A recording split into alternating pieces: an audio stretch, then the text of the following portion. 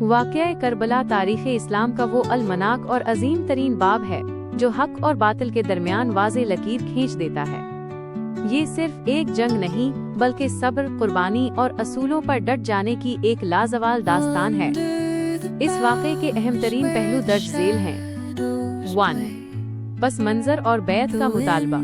60 ہجری میں یزید نے تخت اقتدار سنبھالنے کے بعد حضرت امام حسین رض سے بیعت کا مطالبہ کیا۔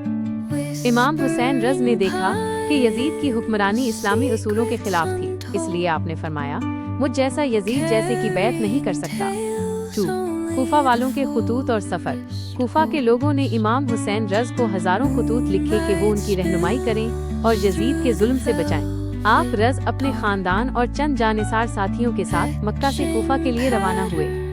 راستے میں ہی آپ کو پتا چلا کہ کوفہ والوں نے بے وفائی کی اور آپ کے قاصد حضرت مسلم بن عقیل رض کو شہید کر دیا گیا ہے۔ 3. کربلا میں ورود پہنچنا۔ 2 محرم الحرام 61 ہجری کو امام حسین رض کا قافلہ کربلا کی تپتی ہوئی زمین پر پہنچا، جہاں یزیدی فوج کے بڑے لشکر نے آپ کو گھیر لیا۔ 4. پانی کی بندش۔ 7 محرم سے امام حسین رض کے خیموں میں پانی بند کر دیا گیا۔ 3 دن تک آپ کے خاندان کے چھوٹے بچے، خواتین اور جوان پیاسے رہے، لیکن کسی کے پاؤں میں لرزش نہ آئی۔ 5. عاشورہ کی رات، شب عاشور۔ 10 محرم کی رات امام حسین رض نے اپنے ساتھیوں سے چراغ بجھا کر فرمایا کہ جسے جانا ہے وہ چلا جائے، دشمن کو صرف میری تلاش ہے۔ مگر سب نے یک زبان ہو کر کہا، ہم آپ پر اپنی جانیں قربان کریں گے۔ 6. یوم عاشورہ اور عظیم قربانیاں۔ 10 محرم الحرام کو جنگ شروع ہوئی۔ ایک ایک کر کے امام حسین رض کے بہتر ساتھی اور خاندان کے افراد شہید ہوئے۔ حضرت عباس رض جو بچوں کے لیے پانی لاتے ہوئے نہر فرات کے کنارے شہید ہوئے۔ حضرت علی اکبر رض جن کی صورت حضور صلی اللہ علیہ وسلم سے ملتی تھی، عین جوانی میں شہید ہوئے۔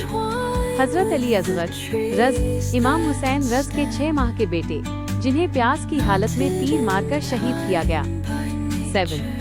امام عالی مقام کی شہادت۔ آخر میں امام حسین رض اکیلے رہ گئے۔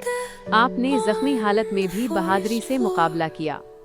جب نماز عصر کا وقت آیا تو آپ رض سجدے میں گئے اور اسی حالت میں شمر ملعون نے آپ کا سر مبارک تن سے جدا کر دیا۔ 8. اہل بیت کی اسیری۔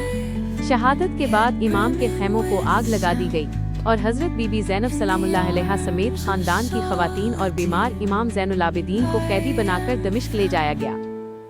حضرت زینب سان نے یزید کے دربار میں وہ تاریخی خطبہ دیا جس نے یزید کے تخت کو ہلا کر رکھ دیا۔ واقعہ کربلا کا پیغام۔ کربلا ہمیں یہ سکھاتا ہے کہ تعداد میں کم ہونے کے باوجود حق پر قائم رہنا ہی اصل کامیابی ہے۔